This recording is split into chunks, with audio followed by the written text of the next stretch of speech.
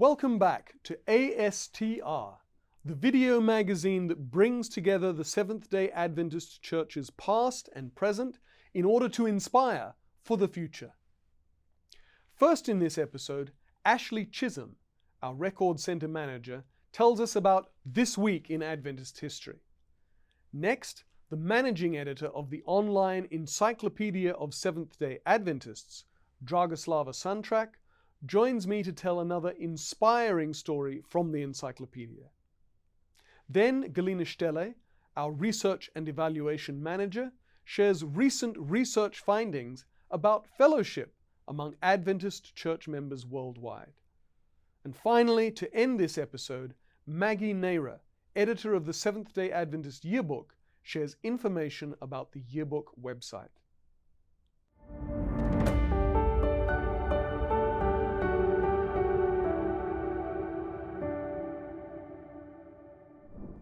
Welcome to This Week in Adventist History. This week, we take a look at the early history of the Battle Creek Sanitarium. On September 5th, 1866, the Western Health Reform Institute officially opened its doors. As an institution, it had a twofold object: to treat disease on what were called hygienic principles, and to instruct people on the theory and application related to, quote, the important subject of so caring for both body and mind. They plan to use only those means employed as nature can best use in her recuperative work, such as water, air, light, heat, food, sleep, rest, recreation, etc. Those might sound familiar to Adventists 150 years later in 2023. Its first managing physician was the 38-year-old Horatio S. Lay. Dr. Lay had been born in the U.S. state of New York in 1828. He studied medicine at Western Reserve College, today's Case Western Reserve University, and moved to Michigan to practice medicine there. He married his wife Julia in 1852, and they became Adventists in 1856. Julia's ill health led them to travel in 1862 to Dr. James C. Jackson's Our Home on the Hillside in Dansville, New York, where Julia became a patient and Horatio worked as a physician, learning what he could. After 3 years in New York, the Lays returned to Michigan, and Dr. Lay took up his private practice until called to lead the institute. Dr. Lay was joined by two other doctors, 34-year-old John F. Byington and 42-year-old Phoebe M. Lampson. Dr. Byington had become a Sabbath-keeping Adventist in 1851, a little bit before his parents, John and Catherine Byington, had also become Sabbath keepers. Yes, Dr. Byington's father was John Byington, the Seventh-day Adventist Church's first General Conference president. Lampson had been born in 1824 to Jonathan and Maria Lampson in the U.S. state of New York. She studied at Clarkson Academy, and in 1855, she had decided to study medicine. Soon, Doctors Lay, Byington, and Lampson were joined by 25-year-old Kate Lindsay, who was determined to work at the Institute. Lindsay was sent to New York to train with Russell Trowell, the advocate of hydrotherapy that all three had previously worked with. She also took courses at Bellevue Medical College and returned to the Institute in late 1869. The Institute encountered financial difficulties and struggled to stay open. In 1870, Dr. Lay left the Western Health Reform Institute and restarted his private practice of medicine in Allegan County, Michigan.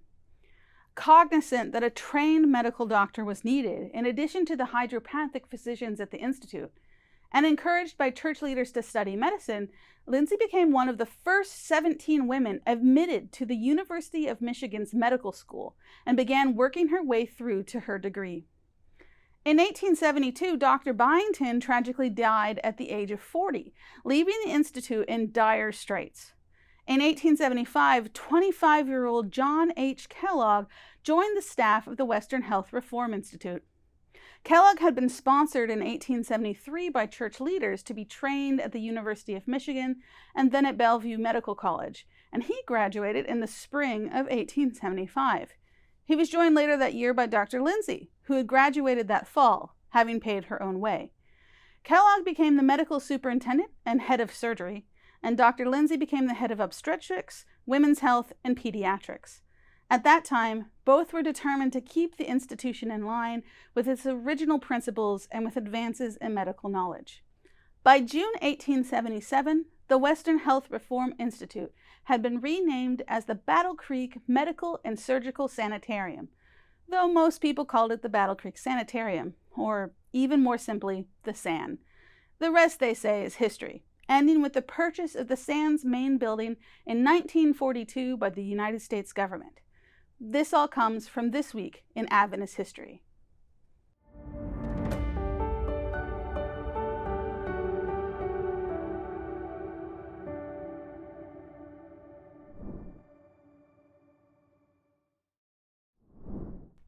Today's story from the Encyclopedia of Seventh-day Adventists, which is freely available at encyclopedia.adventist.org, is about Clinton Achenbach, an American missionary who served during the early phases of Adventist work in the Spanish-speaking countries of Peru, Puerto Rico, Venezuela, Cuba, and the Dominican Republic.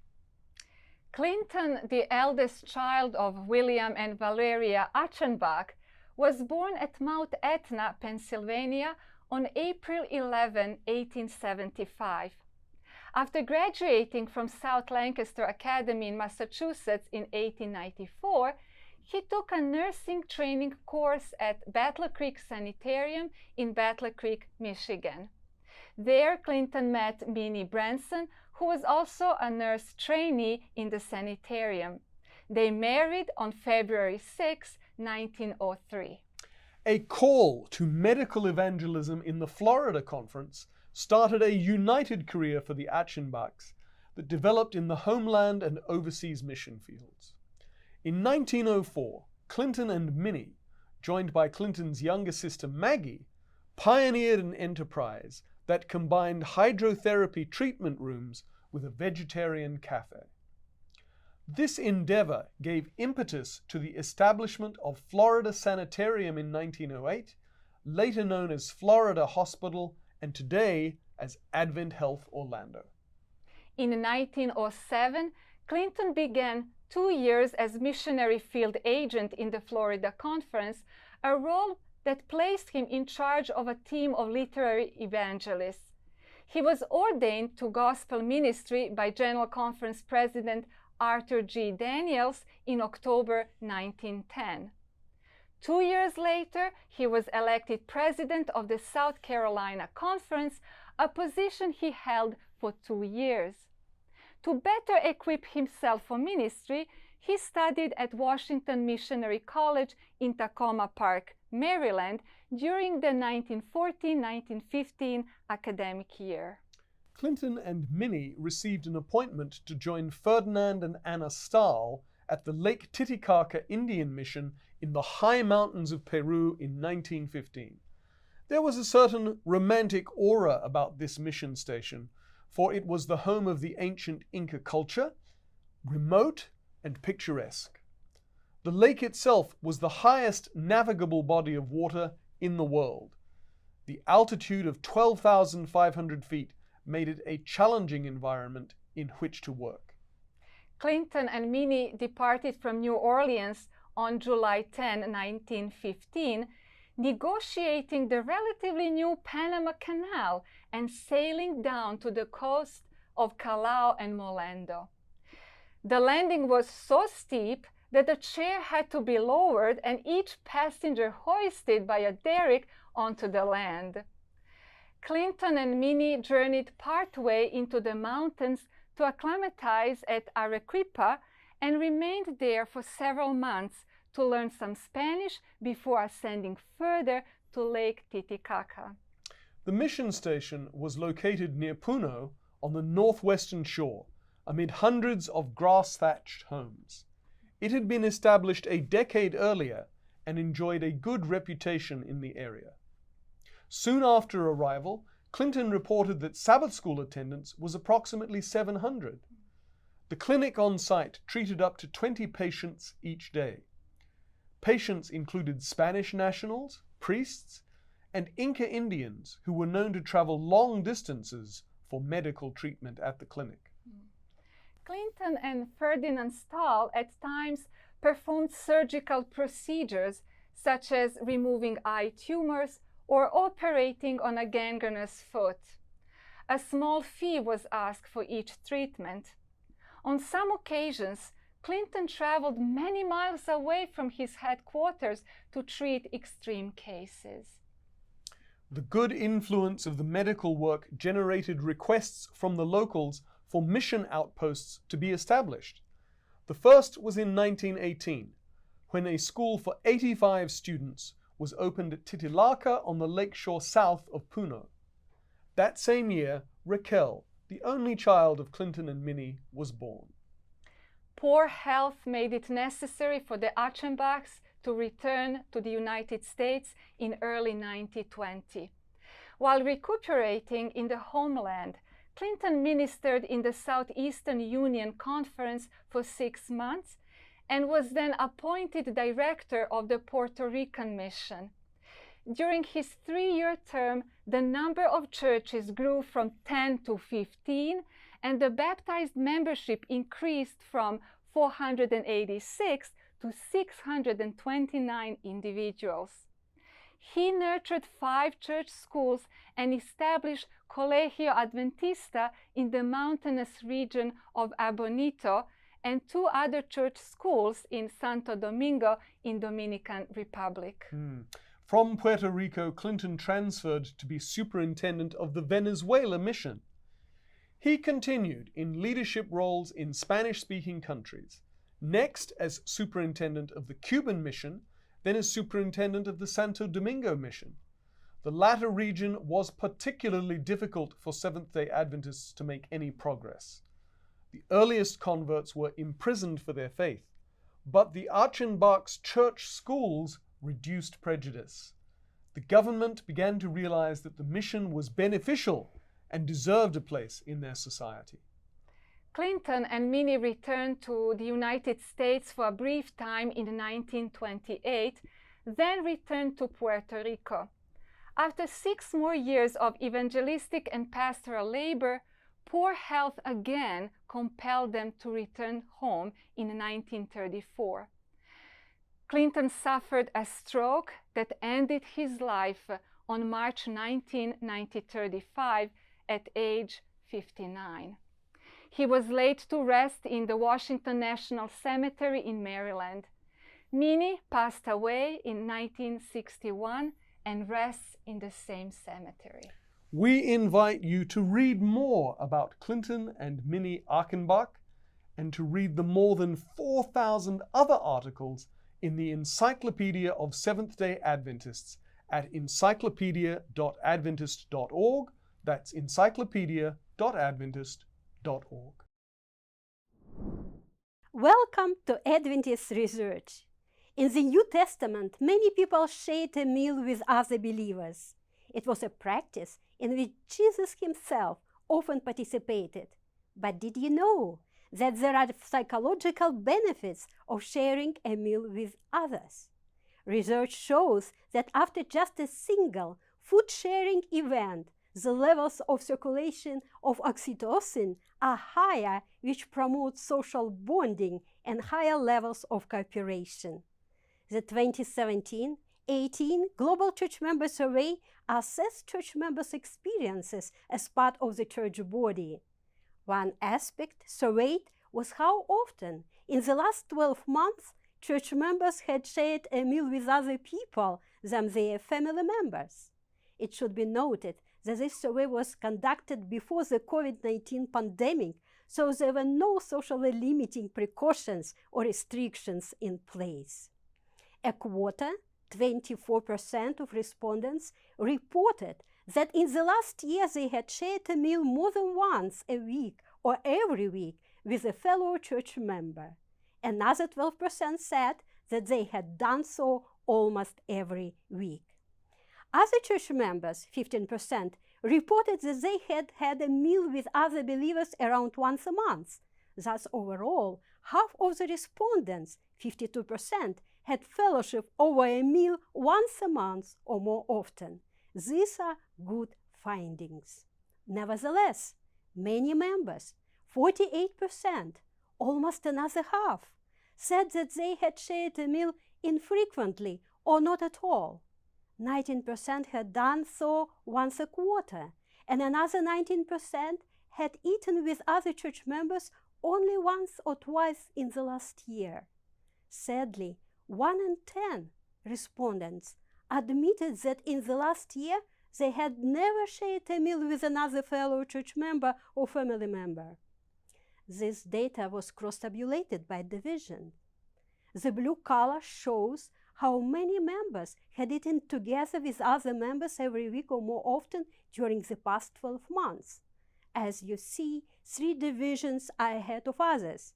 In the Southern Asia division, slightly more than half of its members had shared their meals every week or more often.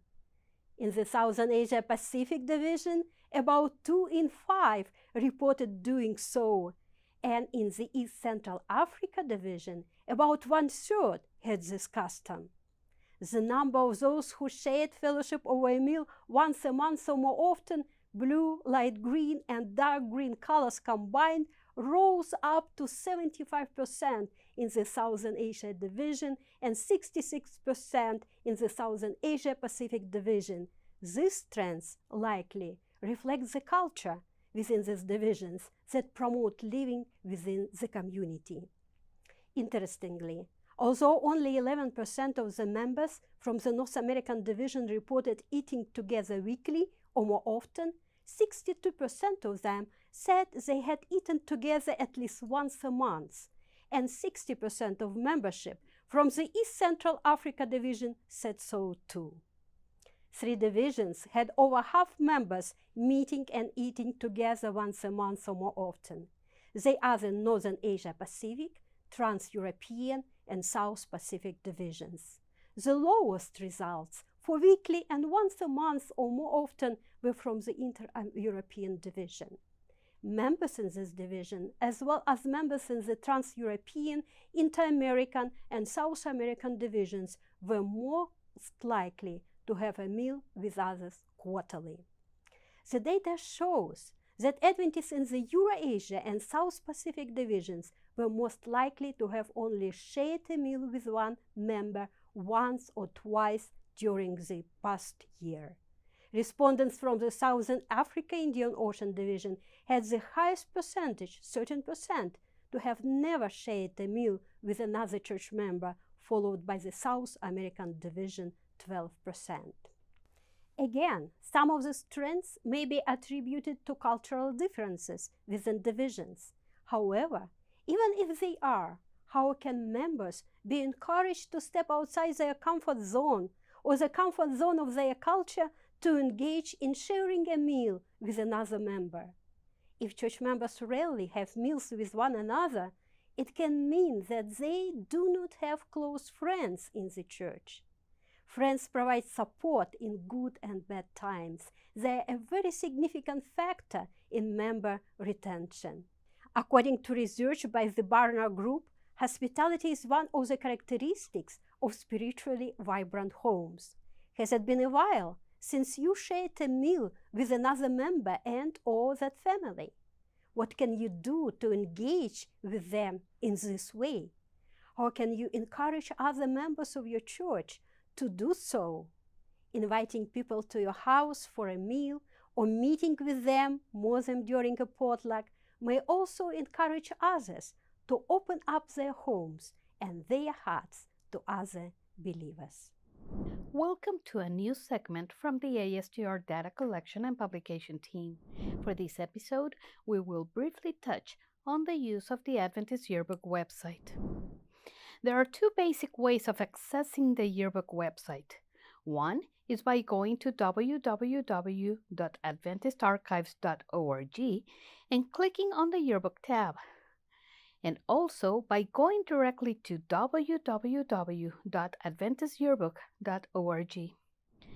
Some of the information that can be found in the Yearbook website is the current status of all organizational units that comprise the Seventh-day Adventist Church worldwide, current maps for each division with and without statistical information, and the previous yearbooks, starting with the one from 1883 all the way through 2022.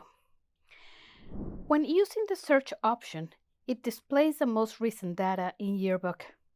Currently, the results show data available in the printed 2023 yearbook or updated information received from the divisions after the book was published. To find the division maps, click on the About option where there is a link to the repository of maps. Every book of the yearbook is available for consultation online at AdventistYearbook.org and then following the link to previous yearbooks. The initial page will display the 2000 through 2022 yearbooks. To access all previous books, click on the View Older PDFs button. If you desire to own your personal copy of the most recent yearbook on paperback or PDF format, the book can be purchased in both formats at www.pacificpress.com/SDA yearbook. To explore and find more information on the Adventist Yearbook, visit www.adventistyearbook.org. That's adventistyearbook.org. Thank you so much for watching the latest episode of ASTR. If you've enjoyed it, please like and subscribe on YouTube and tell your friends about it. And consider following us on Facebook, Twitter, or Instagram. Just go to the respective app and search for Adventist Archives. Join us again next time as we share more information and inspiration from Adventist history and today.